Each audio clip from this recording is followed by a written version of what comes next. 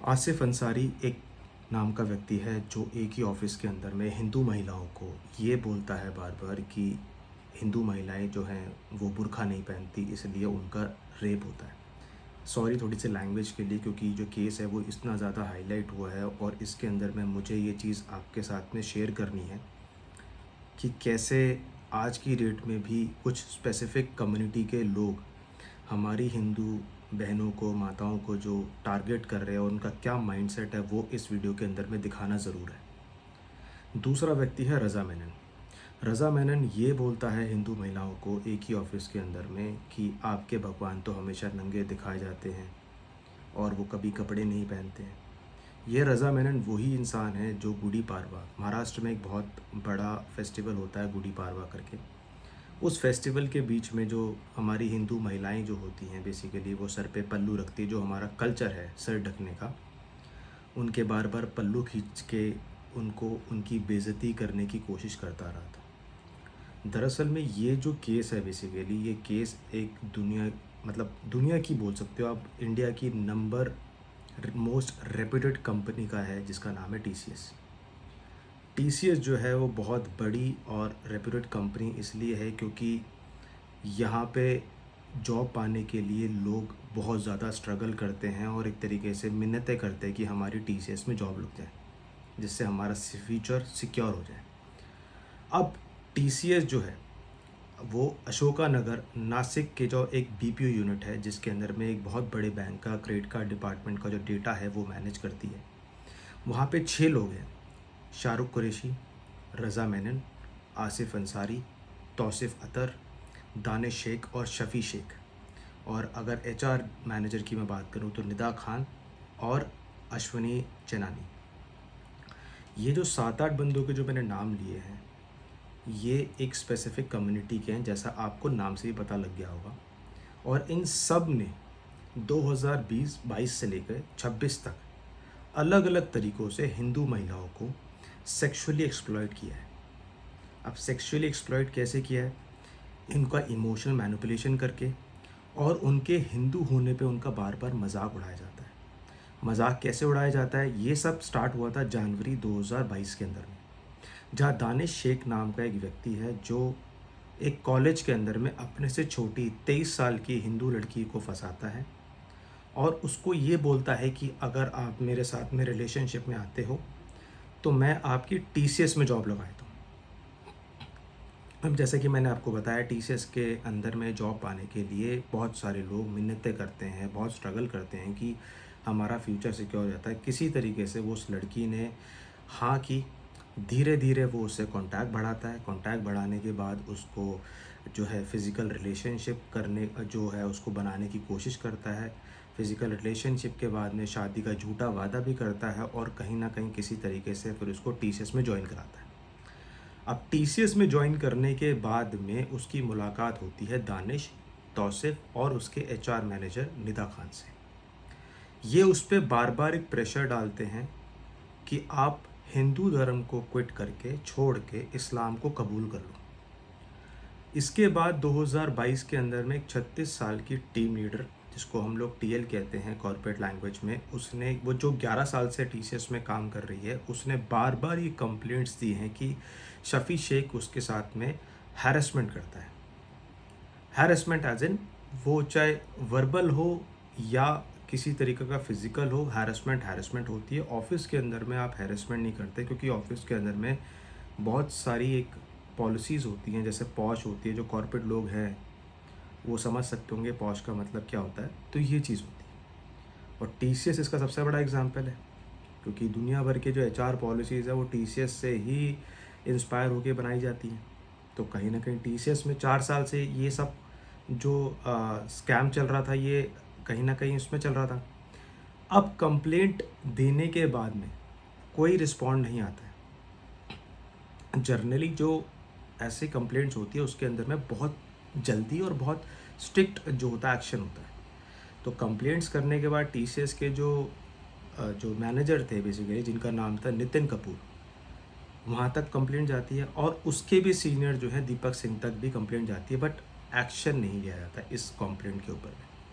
अब इस कंप्लेंट के अंदर में एक्शन क्यों नहीं आया था, वो अभी तक डिस्क्लोज़ नहीं हुआ, क्योंकि वो तो मैनेजमेंट का सवाल है, क्योंकि मैनेजमेंट अब उसमें इंटरनल इंक्वायरी जो की है उसमें पता लगेगा कि क्यों एक्शन नहीं लिया गया बार बार कंप्लेंट्स के बाद भी। अब इसी ऑफिस के अंदर में एक शाहरुख जो है बेसिकली कुरैशी नाम का व्यक्ति था, जैसा मैंने आपको जो 7 से 8 नाम बताए थे उसके अंदर में शाहरुख जो था वो क्या करता था, महिलाओं के पर्सनल लाइफ की डिटेल्स, उनके बॉयफ्रेंड्स, अगर वो मैरिड हैं तो उनके जो प्रेशियस मोमेंट जैसे हनीमून है उनकी डेटा कलेक्ट करता था।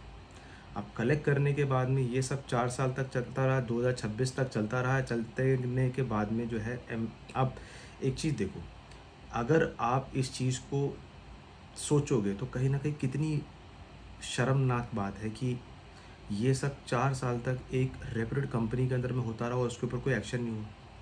क्योंकि मैंने जैसे आपको बताया, एचआर की जो पॉलिसीज़ है वो टीसीएस से ही जो उनके आइडियाज़ होते हैं वो ऑर्गेनाइजेशन होते हैं, कि टीसीएस जो बनाती है उसके आइडिया और उसके ही परफॉर्मा के ऊपर में बाकी कंपनीज अपनी अपनी एचआर पॉलिसी लिखती है। क्योंकि टीसीएस एचआर में बेस्ट है, इंडिया में भी और अब्रॉड में भी।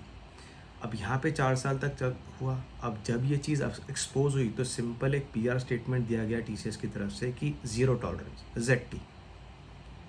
ZTP बोल लो या ZT बोल लो। ZTP का मतलब होता है ज़ीरो टॉलरेंस पॉलिसी और ZT का मतलब होता है ज़ीरो टॉलरेंस। सवाल मेरा आपसे ये है कि 4 साल तक ये सब चलता रहा तो आप क्या कर रहे थे? डिस्पाइट मल्टीपल कंप्लेंट्स जो टीम लीडर भी शेयर कर रही थी, आपने क्या किया?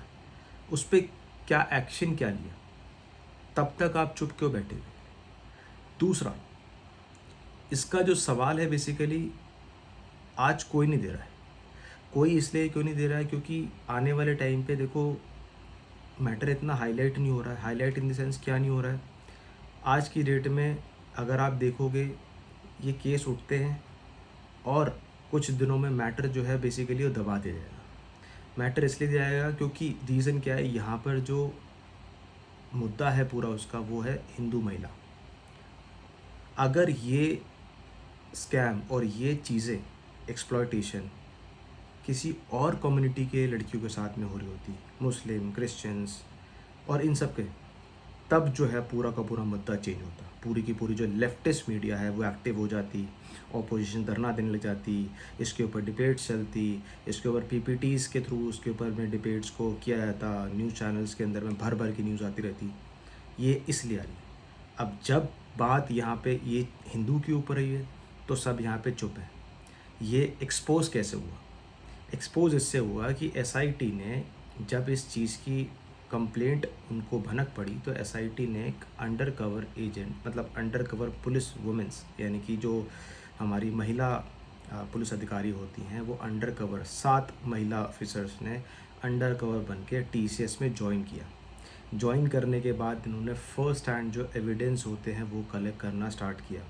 और जब ये मामला सामने आया तो चीज़ें कुछ और थी।